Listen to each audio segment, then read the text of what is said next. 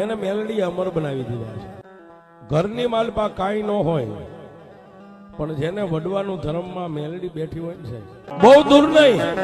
પણ સાહેબ આજનું જે બરવાળાની બાજુમાં મુંગલપુર જેને મેલડીના દિલ્હી હુડી ડંકા વાગે છે, બળદની ખેતી અને હુકી ખેતી, પાણી નહીં.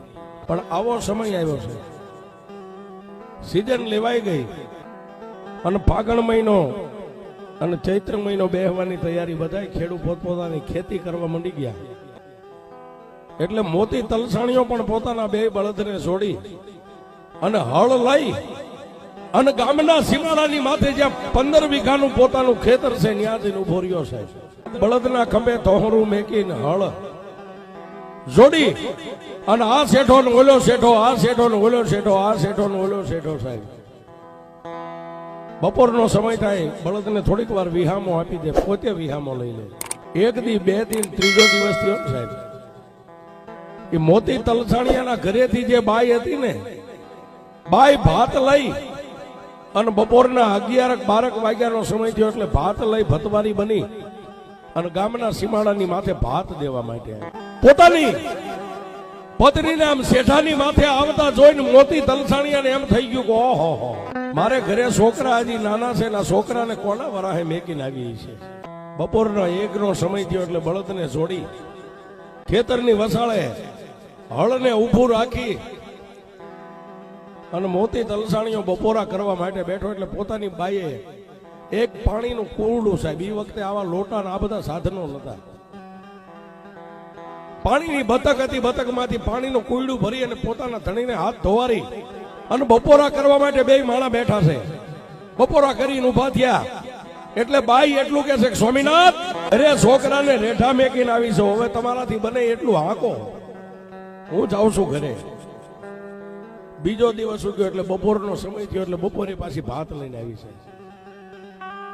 આમ 5 દી સુધી બપોરના સમયે ભાત લઈને આવી અને 5મા દિવસે બપોરે બપોરા કરી અને મોતી તલસાણીઓ ઉભો થવાની તૈયારી થઈ ને, ઓલા વાસણ ભેગા કરતા પડતા મેકીને બાવડું પકડીને એટલું કીધું કે એ મોતિયા, મોતિયા તું મને ઓળખેસ?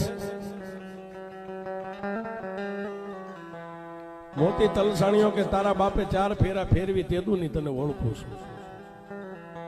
પણ ત્યાં તો બાઈ ઊભી થઈ ગયો, માથાના વાળ છૂટા મેકી, ગદગદના દાંત બહાર કાઢી, ડુંગળી જેવડા ડોળા અને ખાડ ખાડ દાંત કાઢીને કીધું કે એ મોતિયા, તું મને તારી બાઈ માનેસ? બાઈ નથી, એક વગડાની સુડેલ સૌ. સાહેબ ભાગે તો ભેગું ન થાય, હાથ પાડે તો કોઈ સાંભળે નહીં, ફરતા ખેતરની માલપા સાંજવા પડે. તેથી મોતી તલસાણી એટલું કીધું તું સુડેલ છો કે હા? અને મોતિયા, હું એક નથી, અમે હાથ બહેનું છે, સામે વેણ રહી ને, જો હમણાં મારી બહેનું ને બોલાવું, 3 તાળી પાડીને 100 સુડેલ્યું હવે પાણીનું મોકળું છે ને, આપણી ભાષામાં વેણ કેવી, વેણમાંથી નીકળી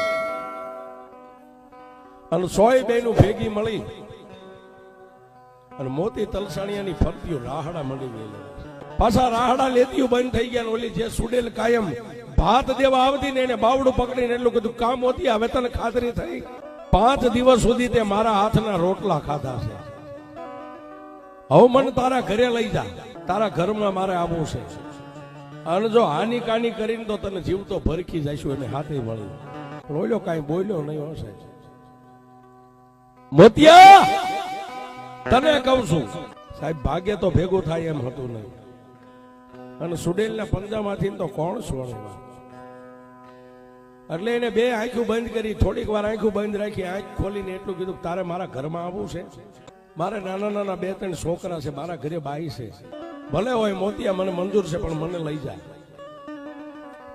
અને તેથી મોતી તલસાણીએ એટલું કીધું, જો તારે આવવું હોય ને તો મારી ઘરે બાઈ છે એને નથી પૂછવું, પણ મારા ઘરે એક મારી ગઈઢી માં છે ને એને હું પૂછતો આવું, તને કાલે લઈ જાય. તમે હાથે બેનું છો ને, હાથે એક બાજુ રહ્યો, હવે મારે અહીં હળ હાંકવું નથી, દિવસ આઠમવાની તૈયારી હમણાં થઈ જાય છે, હું બીજો જાઉં. મારી માને પૂછીને કાલે પાછો અહીં હાથી લઈને આવીશ ને, કાલે મારી હારે આવજે, કોઈ વાંધો નહીં મોતિયા. પણ જોજે હો, અમે સુડેલું છે, જો અમને છેતરી ને તો તારા ઘરે આવતા મને વાર નહીં લાગે, કોઈ વાંધો નહીં. મારી ગઈઠી માને પૂછીને કાલે હું આવીશ, તને લઈ જઈશ. અને સાહેબ એ હળ હાંક્યું ન હાંક્યું પણ પોતાના ઘરે આવ્યો, સંધિયા ટાણું થઈ ગયું છે, બળદને ગમાણે બાંધી અને પછી સાહેબ હાથ પગ ધોયા ન ધોયા અને નાનકડો એવો મારી મેલડીનો ગોખલો હતો સાહેબ, નાનો એવો ગોખલો, એની મારી પાસે 3 ઇંચનું લાકડાનું ફળું હતું, એને દીવો કરી અગરબત્તી કરી અને ફળું હેઠે ઉતારીને મોતી આમ કીધું કે એ માં, મારી જન્મની દેનારી જનેતા તો મરી ગઈ, મેં એને પૂરી જોઈ નથી કે મારી માં કેવી છે, પણ મારો બાપ તને બેહારતો ગયો છે ને એટલે તું મારી ગઈઠી માં કહેવાય માં, અને મારી આ સુડેલના પંજામાંથી છોડાવી તો